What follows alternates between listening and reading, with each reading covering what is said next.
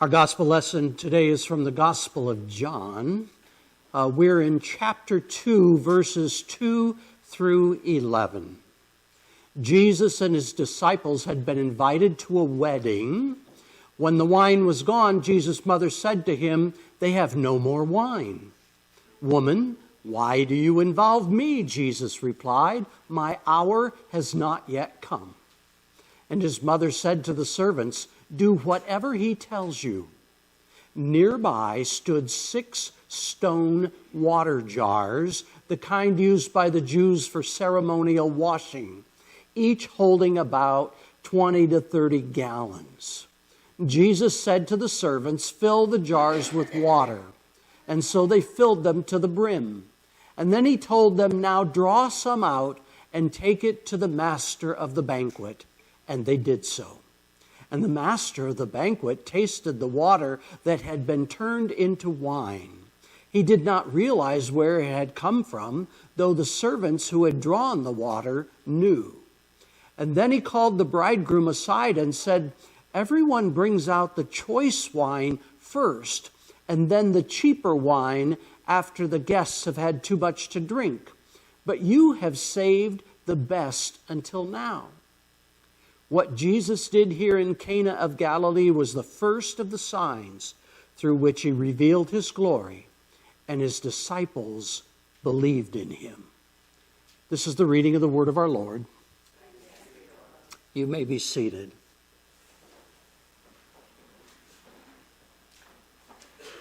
All right, this is an old story. Maybe you've heard it before one way or another, but I'm going to tell it again in this context. A religious man is standing on the roof of his house during a great flood, and a log floats by. The religious man looks at it and thinks, "No, I have faith in God. He will grant me a miracle." And later the water's up to his waist and a canoe comes by and a fellow tells him to get in, and he responds that he has faith in God and God's going to give him a miracle. And with the water at about chest high, a motorboat comes to rescue him, but he turns down the offer again because God is going to grant him a miracle. With the water at chin height, the helicopter lowers a basket and they tell him to climb in. Mumbling with the water in his mouth, he again turns down the request for help because he has faith that God will save him. He drowns and arrives at the pearly gates.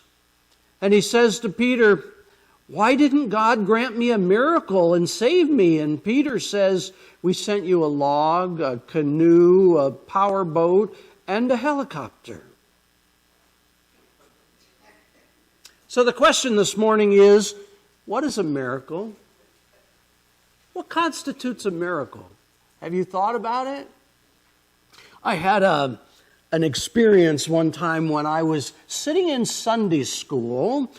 We had adult Sunday school after church at this particular church, and this was before I was a pastor, long before I was a pastor. And I was sitting in this Sunday school, and whatever discussion we were having, I said something about the miracle of childbirth. And the pastor's wife was sitting there in that Sunday school as well, and she waggled her finger in my face and she said, "Childbirth is not a miracle." Okay, then.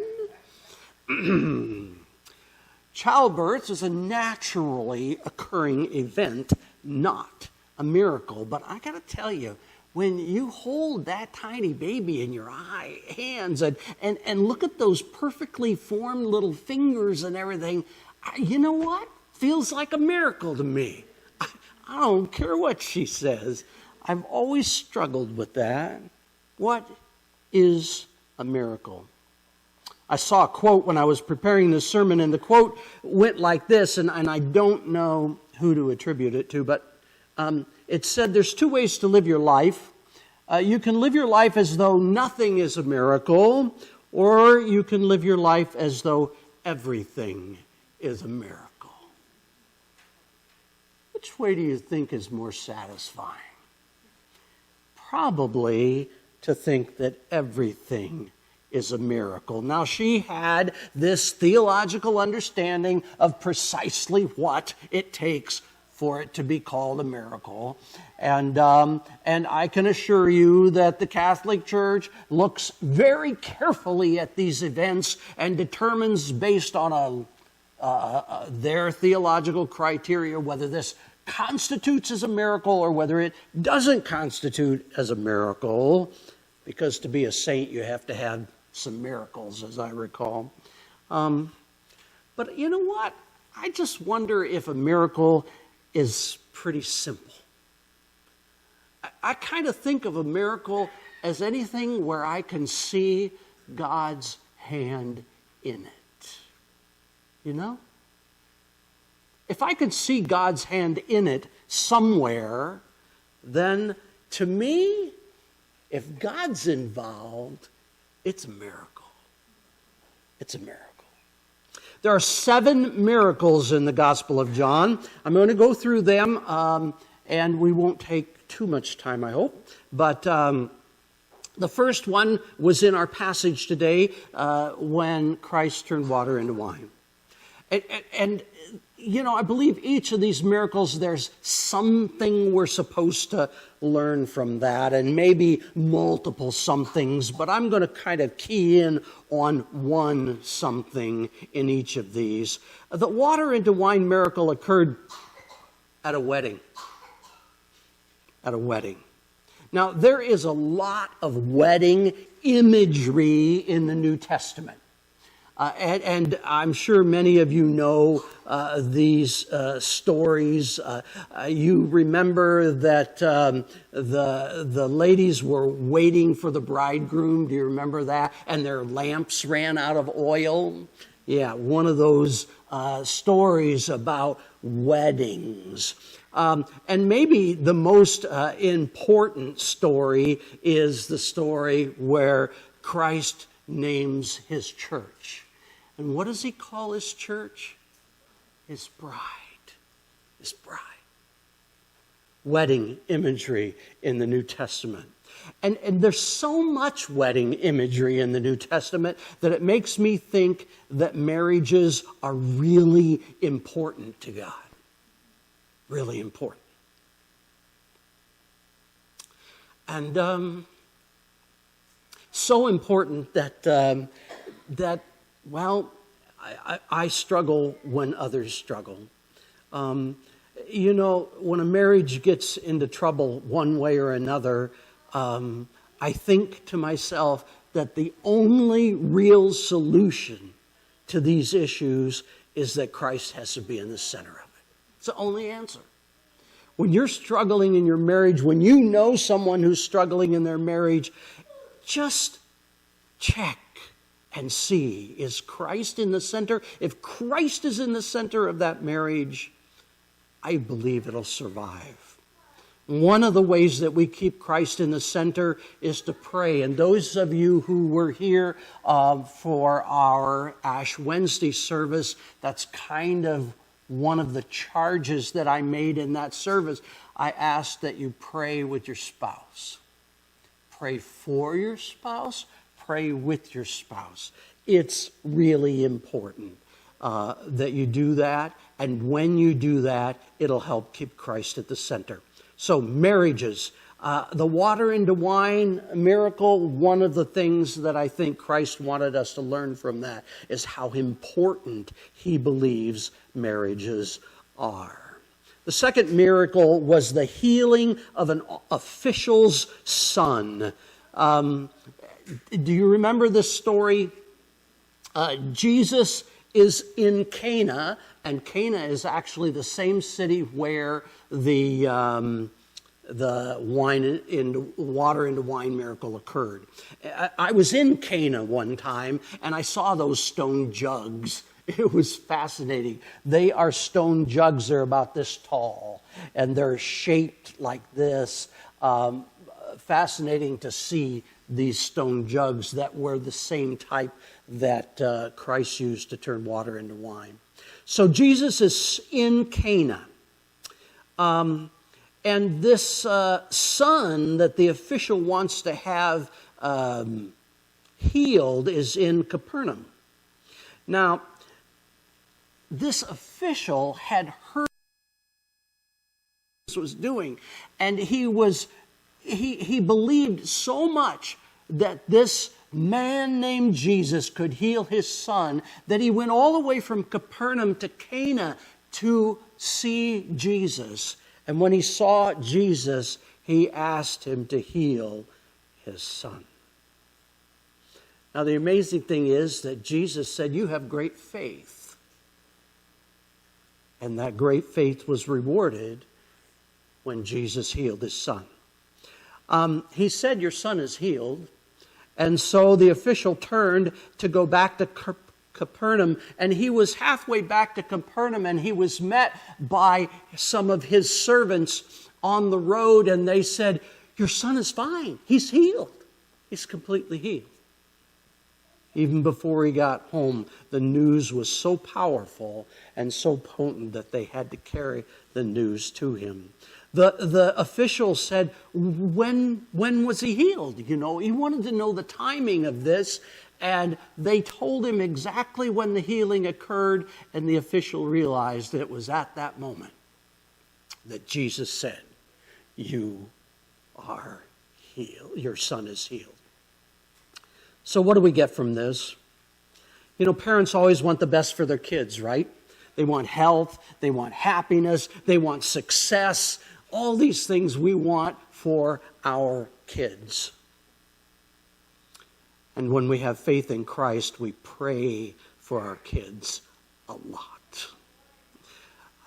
I don't think kids have a clue how much they are prayed for by parents and grandparents and so many others.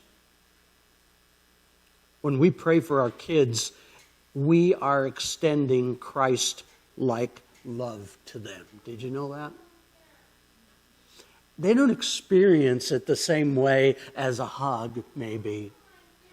But ultimately, I do believe that they experience it, and that prayer is essential. We all want our kids happy, healthy, and successful. Pray for your children.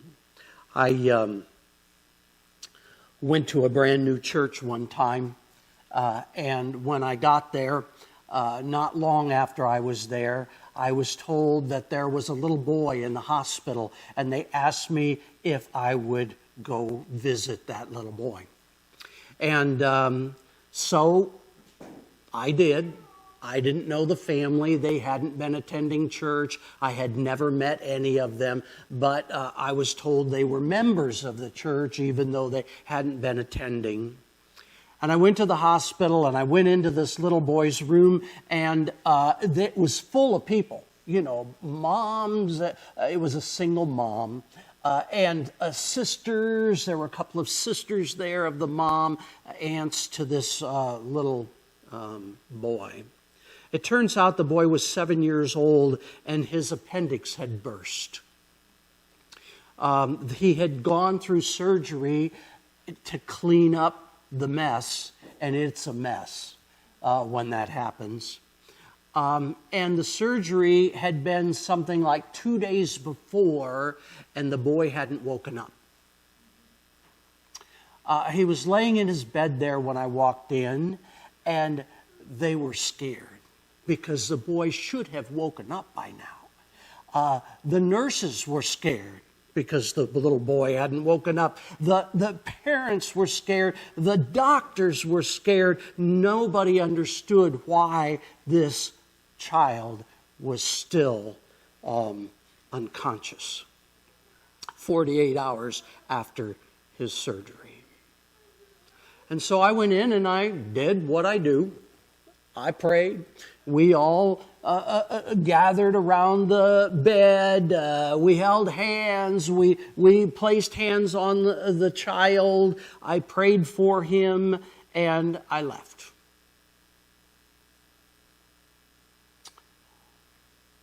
Well, I got a phone call not long after that. Apparently, within minutes after I left, the boy woke up. said he was hungry, got out of bed, went to the restroom. It was almost unbelievable. To that family, they witnessed a miracle. A miracle.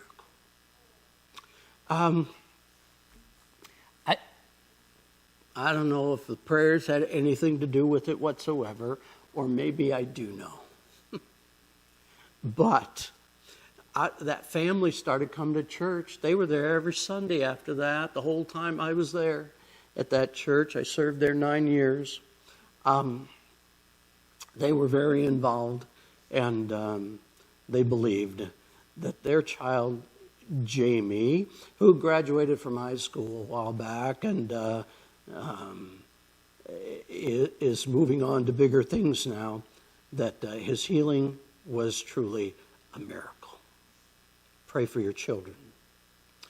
So water into wine, healing an official son. The third one is healing an invalid.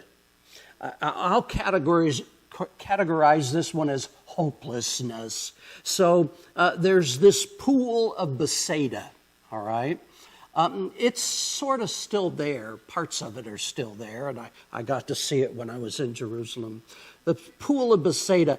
The story is that if you are sick, if you are lame, if you are blind, if there's any physical issues with you, you go to the pool of Bethesda, and the pool. Getting in the pool will heal you, but you have to get into the pool at the right time. And the correct time is when the angels stir the pool. Okay? So everybody waited for the angels to stir the pool, and when the angels stirred the pool, they all rushed to jump into the water so that they would be healed. This was ongoing. There were always people there that needed to be healed. They would always rush into the water when the angels stirred the water. So, here's this paralyzed man, essentially. He's laying on a mat next to the pool. And when the angels stir the pool, he can't move fast enough in the crowd. The crowd steps over him, they go around him, they all rush into the pool, and before he can get there, the stirring ends and the possibility of healing ends, at least as far as he's concerned. And this man is filled with despair because he's never going to be healed. Well, along comes Jesus. And he asks the man, what's wrong? And the man explains the problem. And he says, pick up your mat and walk. Pick up your mat and walk. Pretty simple, huh? I was serving a big downtown cathedral church where we had multiple services on Sunday morning and several hundred people attending, and I wasn't the senior pastor there. I was an associate pastor there. And one of my jobs as associate pastor was to do visitation, and I did a lot of visitation, going to people's homes and visiting with them. There was a lady who had received a new hip, an artificial hip that had been implanted in her, and she had this constant infection that they couldn't cure. They did everything they could think of. They did multiple surgeries. They tried to remove the infection. They gave her all different kinds of antibiotics. The infection just wouldn't go away. And in the end, they had to take the artificial hip out. And she had to sit in a wheelchair for 3 months and heal before they could try again to put another artificial hip in. She did that. She went back to surgery, and she had the new artificial hip put in, and the same thing happened. Infections that they couldn't cure, and they had to take that one out too. And they said, it's going to be a long time before we can even attempt to put another hip into her. And I was there with her in her home, and I kneeled beside her wheelchair, and I held her hands, and I was praying for her when I had a vision. I saw her walking down the center aisle of our church. It's a long center aisle, by the way. Walking down the center aisle of our church to receive communion. And I told her, I said, I had this vision, and I saw you walking down the center aisle of the church.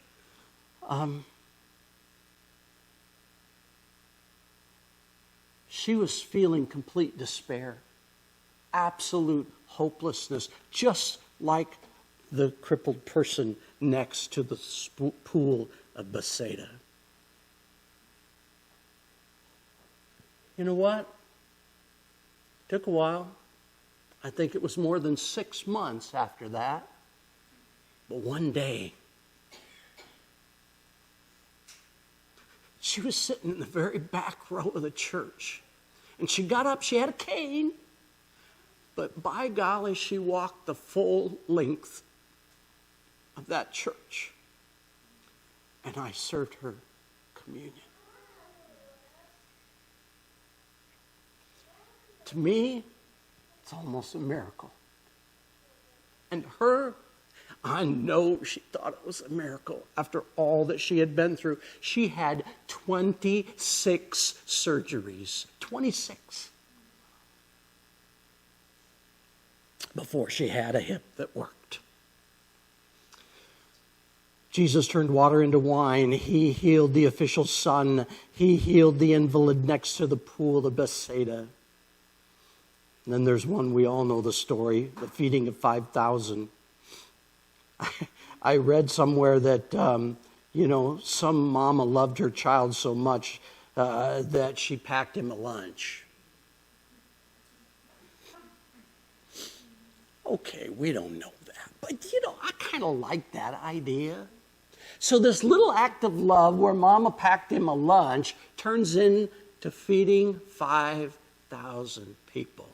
And that's what I'd like you to get out of this, is that we do the little things that we're supposed to do. We do the little acts of kindness, and Jesus uses them to perform miracles.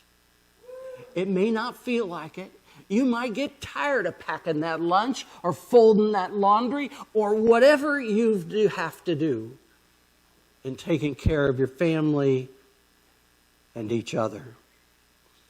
And Jesus looks at those little bitty acts that we do, and he makes something amazing out of them. He even performs a miracle. The fifth one was walking on water. I was on a boat on the Sea of Galilee one time, my only time, to tell you the truth. And this boat is a huge boat. It has 3 decks on it. And it stops out in the middle of the lake. And there was a pastor. We surrounded the pastor, and he taught us a lesson that had taken place on the Sea of Galilee itself. And so when we finished that lesson, it was a bright blue, sunny sky when that lesson started. The sun was warm. The lake was calm. It was just a beautiful, perfect day. And by the time the lesson was over, it was completely overcast. And a few minutes after that, there were huge waves out there on the lake. And the boat was being tossed around, and it was pouring rain down. And that all happened within a few minutes, from sunny skies to a pouring down rain. Now imagine being out in the middle of this extremely large lake, and in your rowboat, which is what they were in, and all of a sudden the weather changed that fast. I actually got to experience that. Who could have ever imagined the weather changing that quickly? And then, in the waves, walking across the lake to the boat, comes Jesus. All our lives have storms in it, don't they? And here's the lesson that I'd like you to get from this today. In spite of any storm that you're going through, in spite of any problem that you're experiencing, in spite of however you feel, Christ will make every effort. No, I guarantee He's going to do whatever's necessary to be there for you. Just like He was for the disciples that day in a rowboat in the middle of a storm. Number 6 is healing the blind man. This man was blind from birth, and people were asking the question, what sin did his parents do that he ended up blind? Yeah, they wanted to know. This is obviously punishment for some great transgression. And since he was blind from birth, it wasn't his transgression. It must have been his parents' transgression. And they wanted to know what that was about. I read a quote one time. It's always made me think. And it goes something like this. I'm paraphrasing the best I can, but it's Christians spend more time praying good people out of heaven than praying sinful souls into heaven. You ever thought about that? What do we spend most of our time praying about? We want people to be healed, right? We've got all these sick people around us, and we want their bodies to be healed. And what happens to Christians when they die? They get to spend eternity with God. It doesn't get better than that, you know? That's the ultimate reward. And yet we're trying so hard, clinging, trying to keep them here in this world. And we spend less time praying for people who might not be going to heaven when they die. Kind of makes you think about your priorities, doesn't it? Why do you think God heals people in this world? So He doesn't have to look at them in heaven? You know, keep them down there as long as I can, you know. That's got to be it, right? That's just not why He does it. God heals people in this world just so that we can experience Him and His work. He heals people in this world to help grow our faith. He heals people in this world just so that we can see His face and hear His voice and experience His presence and know that He's answering our prayers. That's why He heals people. He'd just soon have them come home to Him. He does it for us so we know who He is, that He is God. And so, when you pray for healing for somebody and the healing occurs, how do you respond? You got to be grateful, right? And you got to give God the glory. That's why He does it, so that we'll know Him and we'll know how it happened. Give God the glory. And the last one is Lazarus being raised from the dead. Jesus has power over life and death. And that's what I'd like you to know from this. Jesus has power over life and death, and he loves us. Faith in Jesus leads to a better life, and I want you to know something. This is really, really important. I had a fella come to me and say, why do the preachers, all they ever say is that if I'm good here, that I'll be rewarded after I die? What good's my faith now? It frustrated him that everything about his faith and his time in church was about after he died, when he was struggling right here in this world. It's not like that, folks. It's not like that. Jesus leads to a better life here and there, both places. I promise you, when you honor him, when you give him the glory, when you recognize his power, his love, and his creativeness, you will know him, and he gives you a better life here and for all of eternity. A couple of quick scriptures. John 2:23, now while he was in Jerusalem at the Passover festival, many people saw the miracles he was performing and believed in his name. John 4:48, unless you people see miracles, Jesus said, you will never believe. And John 12:37, even after Jesus performed so many miracles in their presence, they still would not believe in him. Jesus did miracles for one reason. That was so people would know who he was, that he was Jesus. And he wants us to know who he was also.